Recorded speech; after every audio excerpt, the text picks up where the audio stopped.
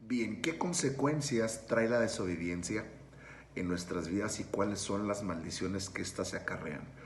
Quiero hablarte sobre esto, pero primero quiero que me acompañes en Deuteronomio 28, 15, 68. El versículo es bastante extenso y habla acerca de las maldiciones que vienen si nosotros no obedecemos, si el pueblo de Dios no obedece. A partir del versículo 16 viene como somos o podemos llegar a estar bajo maldición en la ciudad, en el campo, a causa de la desobediencia. Podemos ser o estar bajo maldición en nuestra casa, en nuestro hogar, en nuestra familia. Incluso lo dice el versículo 19.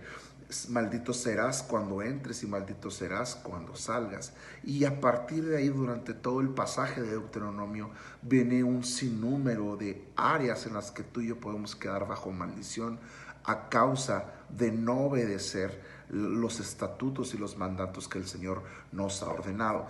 Pero para ello quiero platicarte un poquito acerca de la historia que creo que la mayoría de nosotros conocemos, que es acerca del rey Saúl.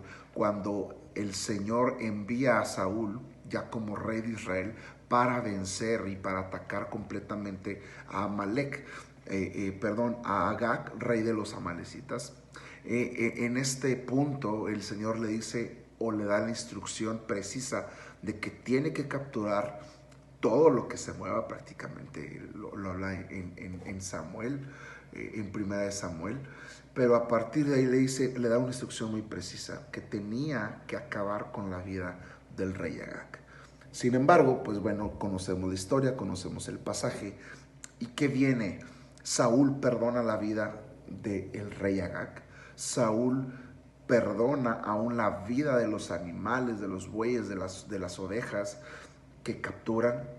Y cuando viene Samuel al día siguiente y descubre esto, podemos leer en la historia cómo el Señor le habla a Samuel y el corazón de Dios está enternecido, está bastante conmovido porque Saúl no le obedeció.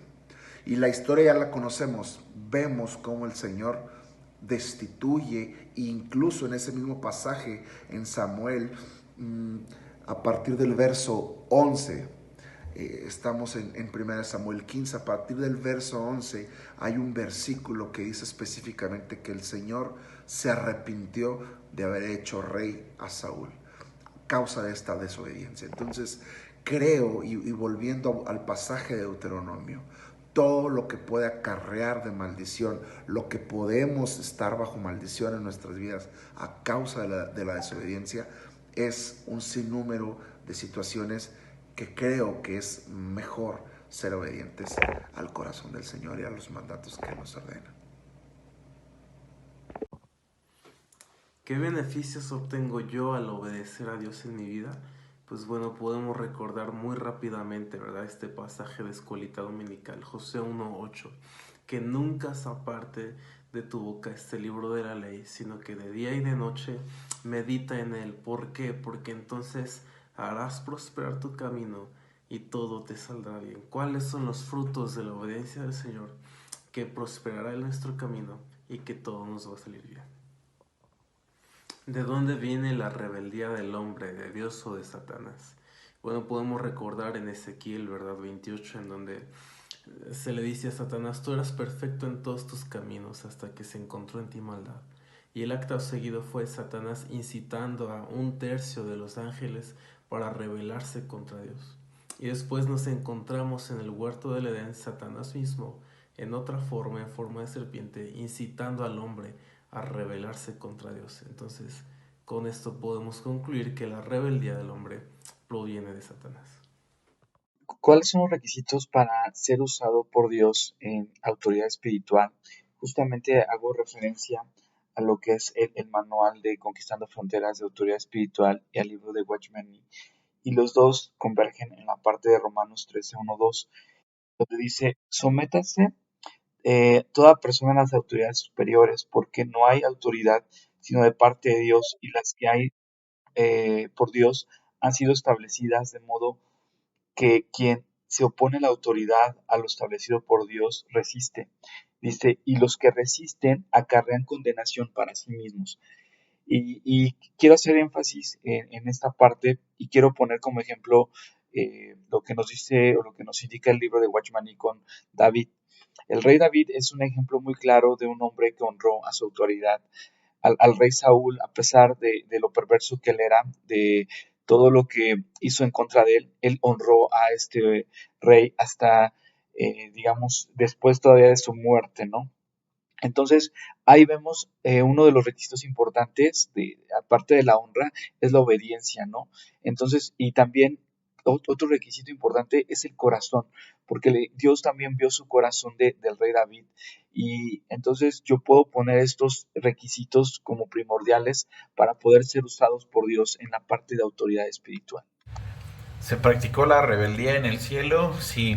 Satanás, este querubín que se opuso a Dios, se convirtió básicamente en su adversario, y obviamente esta rebelión fue la causa de su caída.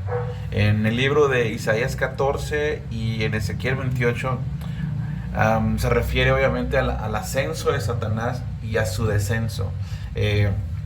La ofensa contra la autoridad de Dios es un pecado muy grave porque es ofender su santidad. ¿Cómo afecta la rebelión en el mundo? Afecta el no aceptar la autoridad, en este caso los gobiernos, porque el mundo quiere hacer sus propias leyes basadas en sus intereses y para imponerlas al resto. Ejemplos: la ley cívica ordena no tomar cuando manejas. Sin embargo, hay personas que actúan con rebelión y esto afecta en que se atenta a la propia vida como la de los demás. De la misma forma, con drogas, armas, desobediencia tiene como consecuencia una destrucción y una autodestrucción. ¿Satanás y sus demonios pueden ser salvos? La Biblia no trata expresamente el tema de que los ángeles caídos tengan la oportunidad de arrepentirse, pero podemos tener un poco de información de lo que nos dice realmente. La Biblia no nos da ninguna razón para creer que los ángeles se arrepintieran, aun si Dios les diera la oportunidad. Los ángeles caídos parecen estar completamente dedicados a apartarse y oponerse a Dios y atacar al pueblo de Dios. La Biblia dice que la severidad del juicio de Dios dependerá de cuánto conocimiento una persona posee. En Lucas 12:48 se dice que se nos demandará conforme a lo que hayamos recibido y que se nos pedirá cuentas, y al que más se le haya dado, más se le demandará. Ezequiel 28:14 dice que Lucifer y todos los ángeles estaban continuamente en la presencia de Dios y tenían el conocimiento de la gloria de Dios. Los ángeles caídos, entonces, con el conocimiento que poseían, merecen enormemente la ira de Dios.